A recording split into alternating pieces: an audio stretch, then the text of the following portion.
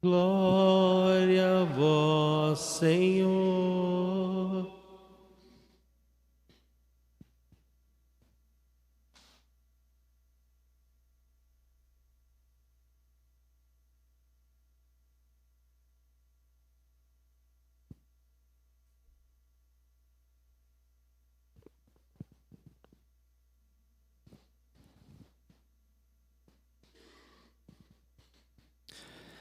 Meus amados, estamos na solenidade de São Pedro e São Paulo. Um momento muito importante na vida de igreja, na nossa fé católica. Esta solenidade é sempre no dia 29 de junho. Mas no Brasil, nós puxamos esta solenidade para o final de semana ali mais próximo, porque é importante o povo aprender, aprofundar, entender bem a grandeza da solenidade de hoje, que nós conhecemos ainda muito pouco. A primeira coisa importante é percebermos que o padre hoje entra na igreja com uma cor diferente. O padre entra na igreja para a missa de vermelho. E este vermelho, ele tem um sentido. A cor do sangue que São Pedro e São Paulo derramou por amor a Jesus Cristo. Olha para quem está do teu lado aí, ó. Você gosta dessa pessoa? Você gosta dessa criatura? Não é? A gente sabe o tamanho do nosso amor na medida em que nós somos capazes de nos desgastar por esta pessoa. O amor é medido pela capacidade que temos de nos doar, de nos entregar, de morrer por aqueles que amamos. Se não tem doação, não tem amor. Se não há desgaste, não há amor. Este é um primeiro ponto fundamental para lembrarmos na missa de hoje. Quem não é capaz de se desgastar, não ama. Exemplo que eu sempre dou para vocês: a mamãe, o papai que ama o filho e se desgasta, sofre a noite toda lá no hospital, porque não é fácil. Mas se o filho precisa, passa a noite inteira no hospital sofrendo porque ama. Quem é casado? Você ama teu marido? Você ama tua esposa? Ai, padre, mas esse homem! O que você desgasta? Como você se desgasta? Ah, essa mulher, padre, o senhor não sabe como que ela é. Desgastar-se é sinal de amor. Se você não é capaz de se desgastar, você não ama. São Pedro e São Paulo deram o sangue, morreram. Então, aqui já é uma primeira coisa para percebermos, queridos, que nós temos alguns queridos aí no meio do mundo que adoram falar mal dos santos, né? Ai, quem que são esses santos aí? O que vocês acham que eles são? Bom, primeira coisa, no dia de hoje nós temos um exemplo. Foram aqueles que morreram por causa de Jesus. E você faz o quê? Só quer falar mal dos outros? Dobra a língua para falar dos meus santos, tá? Porque os meus santos, da nossa fé católica, São Pedro e São Paulo, morreram por Jesus. E às vezes você não é capaz nem de rezar direito, tá? Nem de fazer uma obra de amor, tá? E aí tá achando que você pode falar de santos? O que a tua vida demonstra de amor a Jesus? Ai, porque eu falo de Jesus. Não basta falar. Falar, qualquer um fala. E é isso que nós vamos entrar no evangelho de hoje. Jesus mesmo na época dele, tinha um monte de gente falando de Jesus. Falar de Jesus, qualquer um fala. Mas o que falam de Jesus? Jesus começa assim o texto, né? Olha, o que estão falando de mim por aí? Aí os discípulos vão falar, estão falando que o senhor é João Batista, estão falando que o senhor é Jeremias, um profeta, é isso que estão falando por aí. Por quê? Falar por aí, gente, hoje a coisa mais fácil do mundo, você vai na esquina, tem um monte de igreja falando de Jesus. Você liga a televisão, todo mundo falando de Jesus. Tá. Coisa mais fácil do mundo é falar, é a coisa mais simples. Agora, quem é Jesus de verdade? E aí, Jesus vira e fala para aqueles apóstolos, né? Tá bom, tudo isso que estão falando de mim, mas vocês estão comigo. E vós, quem dizeis que eu sou? Esta pergunta aqui é muito forte. E vós, quem dizeis que eu sou? Isso para nós é importante, queridos. Isso para nós é muito sério. Porque está cheio de católico que acha que segue Jesus. Isso não é só lá fora que estão falando um monte de Jesus, mas está cheio de católico dentro da igreja que não segue Jesus de verdade. Que acham as coisas. E quando vem um ensinamento forte, a gente já quer abrir mão. Isso não é para mim, não. Mas essas coisas de Jesus, não, é difícil, né? Isso, não. Exemplo. Se o teu irmão der um tapa do teu lado direito, o que você faz? E aí? Padre, isso não é para mim. É? E você está seguindo que Jesus? Que Jesus você está seguindo? Um Jesus farmácia? Que você só vai na igreja para buscar o remedinho que você precisa? E na hora que ele quer fazer uma mudança na alma, você fala, não, isso daqui não é para mim. Não, não quero. Meus queridos, quer ver? Algumas coisas muito sérias. Falar de Jesus é muito fácil. Os muçulmanos, quem sabe, na outra missa eu tive que explicar quem eram os muçulmanos, porque não sei. Quem sabe quem é a religião, o que é a religião muçulmana? Erga a mão. Quem sabe o que são os muçulmanos? Erga a mão. Pode erguer. Lá, muitos de nós não sabemos, né? Isso é importante, porque senão a gente vai falando e não entende. Existem 3 grandes religiões monoteístas. O que é uma religião monoteísta? É uma religião que acredita num único Deus, que Deus é um. Porque nós tínhamos muitas religiões politeístas, ou seja, vários deuses. O sol é Deus, a lua é Deus, a árvore é Deus. Isso são as religiões politeístas. Religião monoteísta acredita que Deus é um só. Tem 3 grandes religiões monoteístas: o judaísmo, o cristianismo e o islamismo. Essas são as 3 grandes religiões monoteístas. O judaísmo nós conhecemos até bastante, porque nós descendemos do judaísmo. O judaísmo é aquela religião a quem Deus foi se revelando primeiro. Nós temos lá Abraão, Isaac, Jacó, Moisés, nós temos os reis Salomão, Davi, Elias, todos estes povos do Antigo Testamento, todas as pessoas que lá estavam no Antigo Testamento, pertenciam à religião judaica. E para o povo judeu, Deus tinha feito uma promessa: olha, eu vou mandar o Salvador. Mas a fé judaica acreditava em um único Deus. Vou mandar o Salvador. Quando manda o Salvador, que é Jesus, o judaísmo, uma parte dele se converte ao cristianismo e segue Jesus, e uma parte não segue o cristianismo e continua sendo judeu.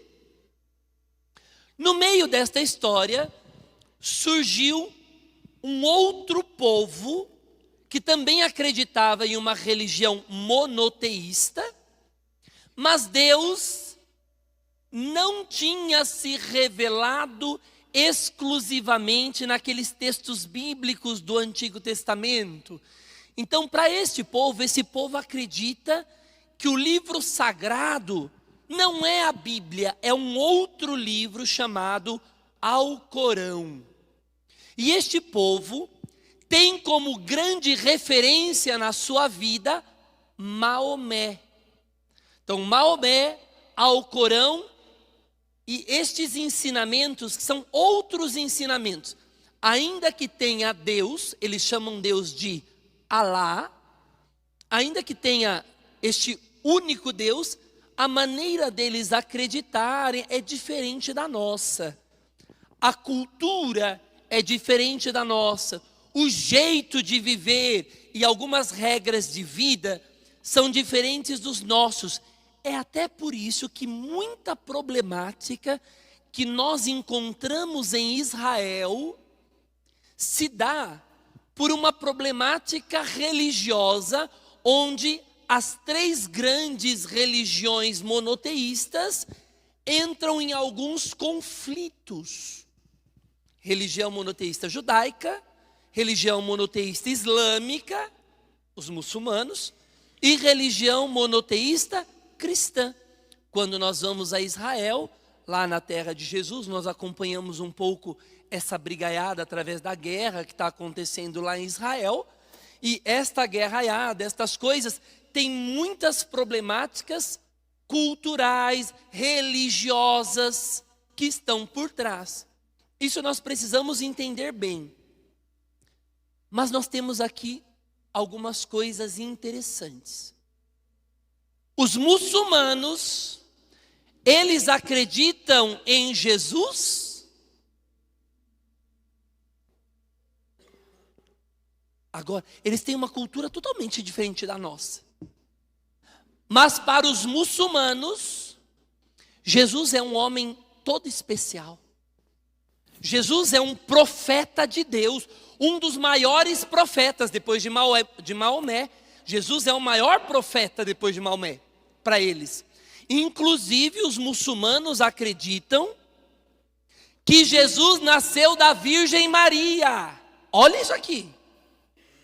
Esse povo que fica se dizendo cristão, de umas igrejinhas fundadas por um bando de gente doida, eles ficam falando mal de Nossa Senhora e se diz cristão.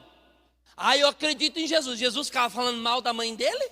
Os muçulmanos que não são cristãos reconhecem que Jesus nasceu da Virgem Maria, e esses que se dizem cristão falam o contrário? Olha que absurdo.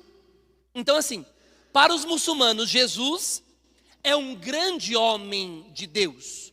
Jesus é o grande profeta. Jesus nasceu da Virgem Maria. Mas para eles, Jesus não é Deus. Jesus é um homem bom, profeta, mas não é Deus. Para os judeus, Jesus, eles acreditam em Jesus? Os judeus acreditam em Jesus, sim ou não? Os judeus acreditam em Jesus, gente? Coragem, responde forte. Vocês estão dormindo? Pelo amor de Deus, cutuca, que senão vocês saem daqui e depois não sabem. Vem uma criatura, Nossa Senhora, não sei o quê. Aí você já sai caindo nas lábias dos outros, porque não aprendeu nada. Presta atenção agora, que é importante isso para a nossa fé. Judeu acredita em Jesus? Acredita. Eles falam de Jesus. Jesus é um grande profeta. Mas o que eles falam de Jesus é o que nós falamos? Não. Porque para nós Jesus é Deus. Jesus não é um profeta. Muçulmano acredita em Jesus e fala de Jesus, sim ou não? Sim. Mas o que eles falam não é o nosso Jesus, porque Jesus para nós é Deus. Judeu acredita em Jesus? Sim, mas o que eles falam não é o que nós acreditamos, porque para nós Jesus é Deus. Espírita acredita em Jesus? Sim ou não? Claro que sim. Jesus é um homem de luz. Jesus é um modelo bonito. mas não é o nosso Jesus. Por isso não dá para ser católico e espírita, porque o espírita, Jesus é só um homem bom, um homem de luz, não é o nosso Jesus. E quem é então o nosso Jesus? Nós vemos isso na boca de Pedro. Quando Jesus fala assim, tá bom, falam tudo isso de mim. Judeu fala de mim, muçulmano fala de mim, espírita fala de mim. É isso que a gente entende hoje, esse texto. Estão falando, um monte de gente, um monte de igrejinha aí fala de mim. Todo mundo fala de mim. E vocês? Estão na igreja há quantos anos? Quem é Jesus para vocês que são os meus discípulos? Pedro é quem vai responder. E Pedro responde, em grego vai ser assim, roios tuteu. E aqui, a palavra grega, ela revela algo totalmente extraordinário. Se eu perguntar para você assim, olha para quem está do teu lado. Se essa pessoa é batizada, ela é um filho de Deus, sim ou não? Sim. Se é batizada, é um filho de Deus. A maneira como esta pessoa é filha de Deus, é da mesma maneira que Jesus é filho de Deus? É do mesmo jeito? Sim ou não? Não é. Porque nós somos filhos adotivos de Deus. O nosso DNA não é o mesmo de Jesus. Ele é o filho, ele não é um filho. E o que acontecia lá na época de Jesus? Começou-se a perceber, nós somos filhos de Deus. Então eu sou um filho de Deus, você é uma filha de Deus. Mas quem é Jesus? Pedro vai responder, roios, o único Filho de Deus. Não é um filho, é o Filho de Deus. Quem é Jesus?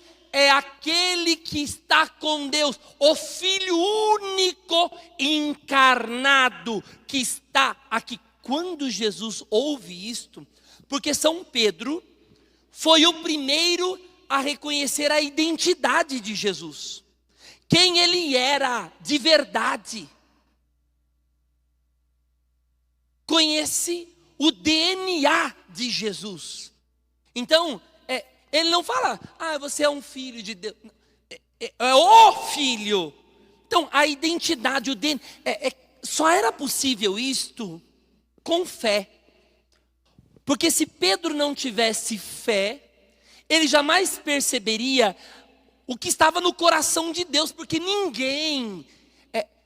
Pensar que alguém fosse filho de Deus, isso era um absurdo naquela época. As pessoas jamais iam, era uma blasfêmia isso. Então eles nunca iam blasfemar. Mas quando Pedro diz isto, Jesus reconhece a grandeza do coração de Pedro, percebe o que aconteceu com Pedro e vai dizer, Pedro, isso é uma graça tão grande que aconteceu com você, que não foi um ser humano que te revelou isso. Não foi um ser humano que falou para você a minha identidade. Hoje, queridos, hoje, o padre fala para você, quem é Jesus? A identidade dele, ele é o Filho de Deus, o DNA dele é o DNA do Pai. Hoje o padre fala isso, mas até então ninguém dizia. Pedro é o primeiro a dizer, tu és o Messias, o Filho de Deus encarnado. Justamente por isso Jesus vai dizer, Pedro, foi o Pai que te revelou isso, né? Foi o Pai. É por conta desta fé de Pedro, que Jesus vai dar a Pedro duas graças. Logo, Jesus começa a dizer, então Pedro, como você tem esta fé que o Pai te deu, que o Pai te revelou, vou te dar duas graças. Tu serás pedra, e sobre esta pedra eu construirei a minha igreja. Segunda graça, tu terás a chave do reino dos céus. O que ligar na terra está ligado no céu. O que desligar na terra está desligado no céu. Vamos então ver estas duas graças que Deus entregou a Pedro. Primeira graça: Pedro, tu és pedra, e sobre ti edificarei a minha igreja. Aqui tem dois sentidos. Há duas coisas aqui. A primeira delas, Pedro se torna então a pedra fundamental da igreja, aquele que vai guiar a igreja, aquele sobre os ensinamentos de quem a igreja vai caminhar. É por isso que a nossa fé católica é uma fé católica apostólica, porque quem que recebeu a missão de fazer a igreja crescer, de construir a igreja, quem recebe a missão? Pedro. E quem é Pedro na igreja quando ele recebe esta missão? Pedro é o primeiro Papa da igreja. Pedro é o primeiro Papa. Como que é o nome do primeiro Papa da igreja? Forte. O nome do primeiro Papa? São Pedro. E do segundo? Ah, você não sabe? Gente, o segundo Papa. A gente reza na missa. E às vezes a gente não sabe o que está rezando. Hoje nós vamos rezar de novo. Lino. Terceiro Papa.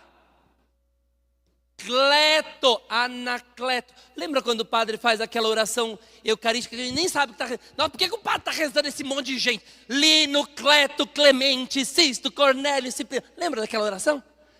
Que são essas pessoas que o padre está rezando lá? O Lino, Cleto, Clemente, o Sisto. São os primeiros papas. Aqueles fulaninhos são os primeiros papas da igreja. Depois que São Pedro morre, qual que é o próximo papa? Lino. Pronto, você já sabe, olha aí que beleza. Morreu o Lino, quem que veio? Anacleto, Cleto. Ficou resumido, Cleto. E aí vai indo. Os primeiros papas e os primeiros mártires são aqueles que o padre reza naquela oração. Então, Jesus confia a Pedro e aos seus sucessores o caminhar da igreja. Ele é a pedra para construir a igreja. Quem recebe a missão de construir a igreja de Jesus foi Pedro, porque Jesus morreu, ressuscitou, depois voltou para o céu e deu a missão para construir a igreja para o seu primeiro papa. Quem é? Pedro. O nome de Pedro hoje, Francisco. Este é o Papa. Quem é o Papa? É aquele que ainda hoje tem a missão de fazer a igreja de Jesus ir sendo edificada, ir sendo construída. Esta é a missão que Jesus deu para o Papa. Primeiro sentido. Segundo sentido da pedra. E este é um sentido arquitetônico, bonito, teológico e arquitetônico. Quando nós vamos a Roma, tem a Basílica de São Pedro. Tem o altar no centro da Basílica. Embaixo do altar está o túmulo de São Pedro. Está enterrado o corpo de São Pedro. Pedro, tu és pedra, e sobre ti eu edificarei o quê? Eu edificarei o quê? Uma igreja qualquer? Uma igreja fundada por um ser humaninho? É a igreja do Lutero? Não. É a igreja do Calvino? Não. É a igreja do John Smith? Não. É a igreja de Cristo. A igreja de Cristo tem um fundamento, Pedro. E aonde está a pedra fundamental, Pedro, sobre ele foi construída a minha igreja, Jesus disse. Então, aqui nós temos os dois sentidos que visualizamos nesta fala de Pedro. Portanto, queridos, eu fico muito abismado quando saem por aí achando que podem falar de Jesus de qualquer jeito, achando que pode falar, qualquer um fala de Jesus. Agora, a verdadeira igreja de Cristo tem um fundamento sólido dado por Jesus. E aqui nós temos uma coisa importante para explicar, principalmente por causa de alguns professorzinhos de história, que gosta de confundir a cabeça dos alunos, mas que coragem para vir falar com o padre não tem. Então venham falar comigo. Os nossos jovenzinhos estavam contando para o padre alguns absurdos que alguns professores de história estão falando. Vem falar comigo, porque eles são crianças, não sabem responder, mas vem aqui com o padre que nós vamos conversar de verdade, assunto sério, tá bom? Então vem cá. Falando que a Igreja Católica foi fundada por Constantino, imperador Constantino, a pergunta que eu faço é, então me explica qual é a igreja que existia para os 33 papas anteriores a Constantino? Porque o primeiro papa foi Pedro, qual que é o segundo? Lino, terceiro, e vai, até que chegou no 33º, imperador Constantino. E esses papas todos pertenciam a que igreja? Qual igreja? A única igreja de Jesus Cristo, chamada Igreja Católica Apostólica Romana. Esta é a única que o fundador é o próprio Jesus Cristo. Este é o sentido do Pedro: tu és pedra e sobre ti edificarei a minha igreja. A segunda graça dada ao Papa, poder das chaves. Você recebe a chave do reino dos céus. O que ligar na terra será ligado no céu. O que desligar na terra será desligado no céu. Esta graça foi dada somente ao Papa, a Pedro e aos seus sucessores, para exercer a missão. Mas aqui nós precisamos entender algumas coisas muito sérias. O Papa erra, gente, o Papa erra, sim ou não? O Papa erra, sim ou não? O Papa pode falar uma bobagem, sim ou não? Sim, é gente, erra, tem falha, normal. Mas, quando o Papa usa o poder da chave que foi dada, quando o Papa vai usar as chaves para ligar e desligar o céu e a terra, ele não erra, ele é infalível. Nossa, padre, o Papa é infalível, mas quem disse que ele é infalível? Jesus. Aí eu não concordo. Então você fale para Jesus, porque foi ele que falou: o que ligar, está ligado, o que desligar, está desligado. Você receberá a chave do reino dos céus.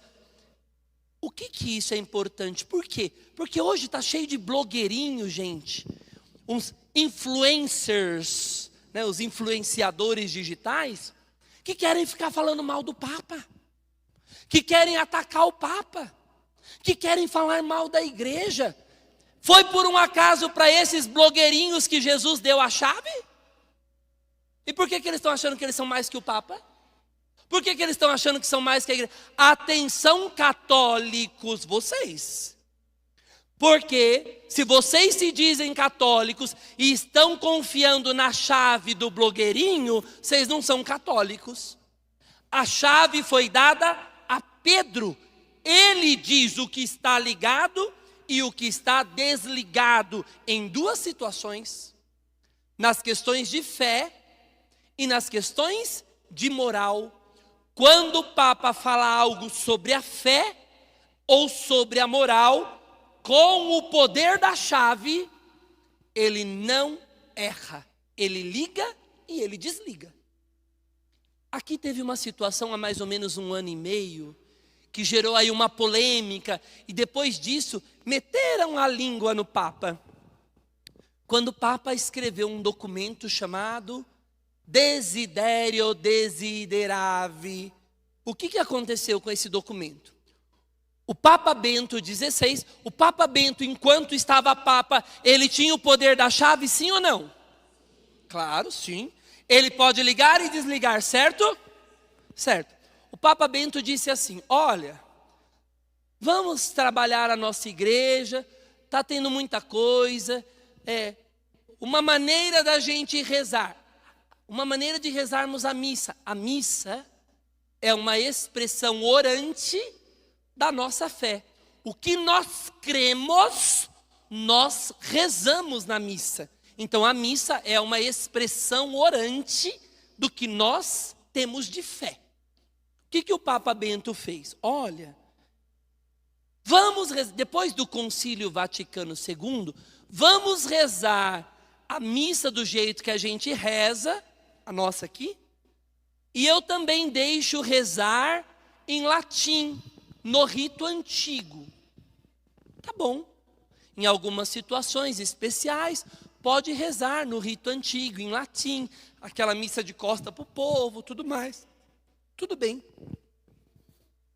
O Papa Francisco, há 1 ano e meio mais ou menos, disse assim: Desiderio Desideravi. O único rito católico ocidental é a missa que nós rezamos. Único. O que ele está dizendo ali? Ele está dizendo: a partir de agora eu desligo o rito em latim. Ai, mas eu não concordo com o Papa. Começou um bando de coiseiraiada.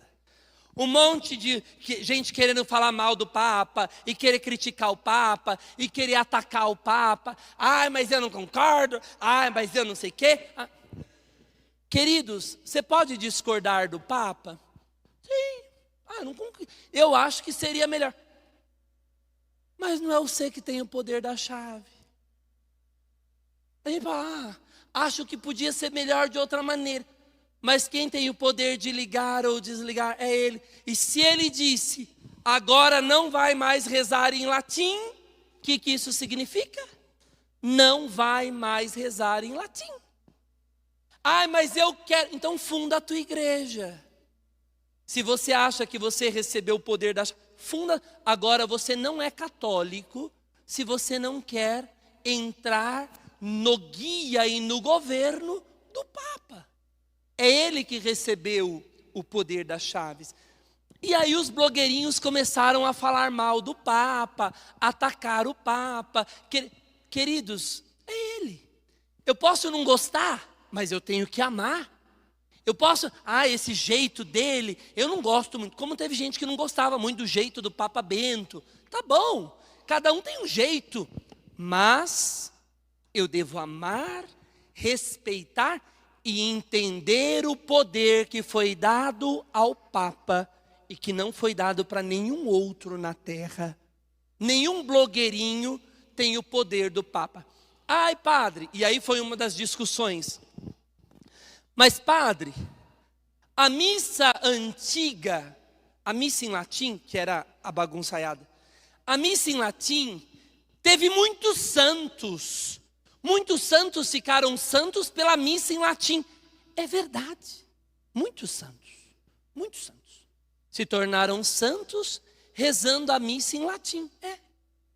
Mas também muitos santos se tornaram santos rezando a missa romana, como a gente reza. Exemplo, Carlos Acutis, santo novinho agora. Carlos Acutis, santo meninote, morreu cedo. E se tornou santo com a missa que nós rezamos, do jeito que nós rezamos. Então, o que está em jogo, muitas vezes, são mais questões ideológicas do que propriamente o mistério da missa. Nós, católicos, não podemos cair nestas lorotas. Nós, católicos, temos que entender a nossa fé, entender com clareza o que foi dado ao Papa, a missão do Papa e ter tranquilidade de dizer, não, a missa em latim, tá bom, rezava. Isso eu estou falando, queridos, porque aqui dentro da nossa paróquia, estava tendo umas modinhas de quererem ficar aí andando para latim. E andando aí por trás de coisas dessas. Está errado a partir de agora. Quem disse isso? Papa Francisco, Pedro, nos dias de hoje. E se você quiser seguir diferente, você está saindo da comunhão com a Igreja Católica. Tenha clareza que você está deixando de ser católico. Porque o Papa proibiu, dizendo, o único rito próprio da Igreja Católica é este. Qualquer outro está fora da fé católica. Ele é quem tem o poder das chaves. Então não temos como falar diferente. Tá bom? Padre Anderson, o senhor já rezou missa em latim? Já. Quando o Papa Bento permitia, eu rezei sim várias missas em latim, missa versus Deo, tem todo um rito diferente, mas agora está proibido. Não quero saber do nosso povo indo atrás destas coisas. Quando o Papa deixar de proibir, podemos ir. Se vier o Francisco ou outro Papa que permita, não tem problema. Mas neste momento não podemos sair da comunhão com a fé católica. E eu recebi notícias de que tinha gente do nosso meio querendo ir para essas coisas. A partir de agora está proibido. Proibido porque o Papa proibiu. Tá bom? E agora a gente entende o porquê e as razões e o que está acontecendo. Tá bom, queridos? Isso tudo vai fortalecendo a nossa fé. Vai fortalecendo o nosso coração na fé deixada por Jesus, para podermos fazer a nossa caminhada bonita de Deus.